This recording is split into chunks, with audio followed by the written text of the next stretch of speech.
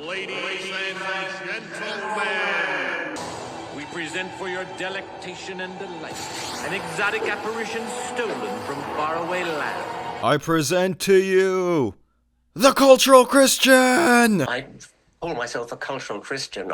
A great example of a living, breathing contradiction. Look at these amazing comments this Cultural Christian has about Christianity. Horrible as sexual abuse no doubt was, the damage was arguably less than the long-term psychological damage inflicted by bringing the child up Catholic in the first place. You believe that being brought up as a Catholic is worse than being abused by a priest? Oh, he's not talking about us. He's just talking about those crazy Catholics. Well, newsflash, he doesn't care what you are. Telling children such that they really, really believe that people who sin are going to go to hell and roast forever, it seems to me to be intuitively entirely reasonable that that is a worse form of child abuse that will give more nightmares. Now you may be wondering, what exactly is a cultural Christian? Look, let me tell you a story. I was visiting Westminster Abbey, one of the most important, if not the most important place of worship for all Anglicans who follow the Church of England. If you are an Anglican watching, then please confirm or correct this in the comments below. Their most important figures of the faith are buried there, including the kings and queens of England. But while I was walking inside, seeing all the graves or tombs of the people of the past buried there, I couldn't help but notice this. The most successful atheist is Stephen Hawking, right? Who is a brilliant astrophysicist, also looks like a puddle. I get upset at him every time I hear him say that there is no God. It's like, shut up, Siri. I was confused. So I asked the priest standing there, I am like, what is an avowed atheist doing buried inside a church? Isn't this only for Christians?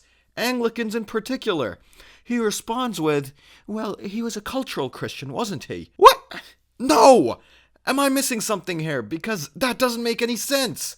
Since when did the prophets of New Atheism become the poster childs of cultural Christianity?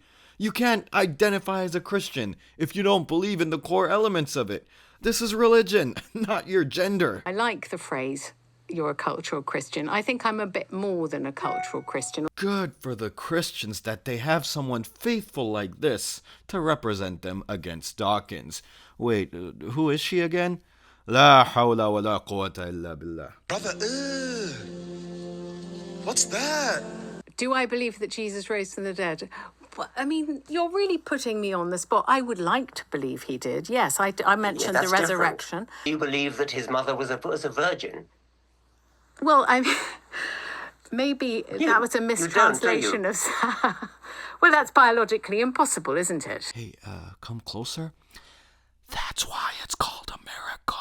I know you believe in those since you witnessed your brother actually become prime minister. This is just pure weakness. Seeing people like this self-representing Christianity and seeing Christian institutions displaying such weakness to their historical places, it's really showcasing the nosedive Christianity is witnessing in the Western world.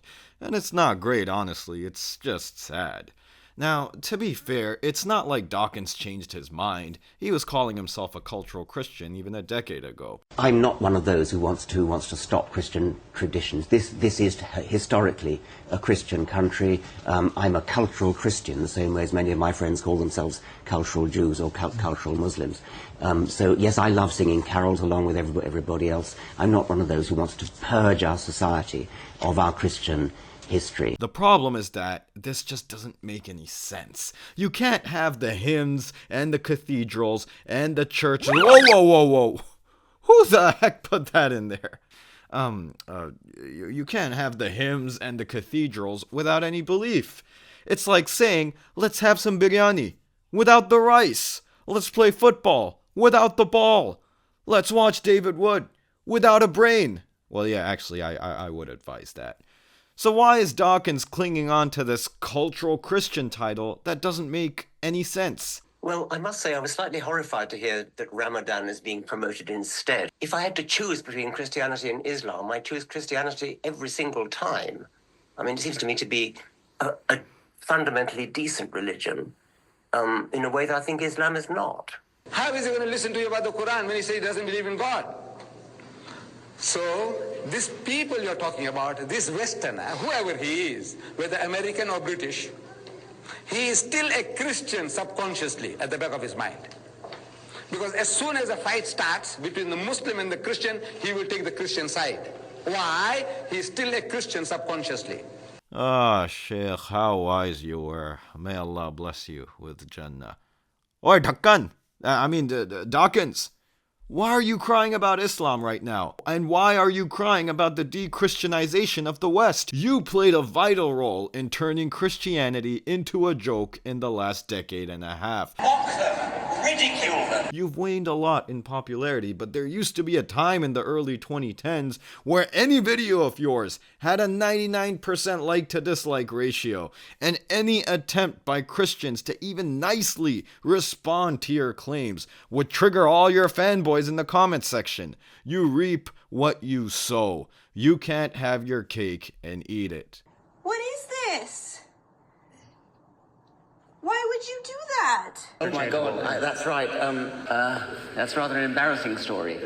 There's an active hostility to women, which is promoted, I think, by the holy books of Islam. Well, at least we can define what a woman is. Also, where's your evidence? Show me the evidence. Show me the evidence. Islam is the fastest growing religion in the Western world, even in terms of converts, and most of them are women. Now, either the text isn't hostile to women because you have Western women accepting the text as truth out of their own free will, or the text is hostile to women, but women just aren't smart enough to realize it, which in and of itself is a hostile thing to say about women.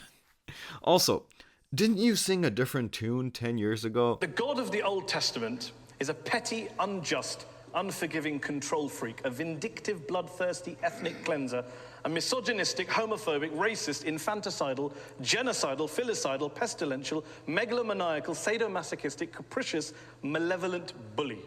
But do you really believe that? Yes, if you've actually read the Old Testament, I think you would have to agree. It's hideous. It's an the God of the Old Testament who is a monster. Am I guilty of child abuse for teaching my child stories from the Quran? No, yes you're or no? Not. No. Good. See, I've noticed that oftentimes when these new atheists are talking to theists, they will try to make them attack other believers in God rather than attack the guy who's denying God altogether. They'll try to pit the Muslims against the Christians and vice versa. I can go and make a response video saying, oh yeah, you think Christianity is civilized? Let me show you all the verses in here. But I'm just playing into his hands. Now look, given the history of my channel, you may think that I hate Christianity, but I really don't. I just hate liars and idiots. And I am then forced to respond harshly. I'd much rather have a nice conversation than a roasting session. The best, most respectful, and pleasant interactions we've had preaching Islam have been with Christians. Also some of the worst. But the good interactions far outweigh the bad ones. And I just don't see why either of us should take the bait when this clueless and regretful cultural Christian decides to spark a flame against the two largest religions in the world. Please like, share, and subscribe.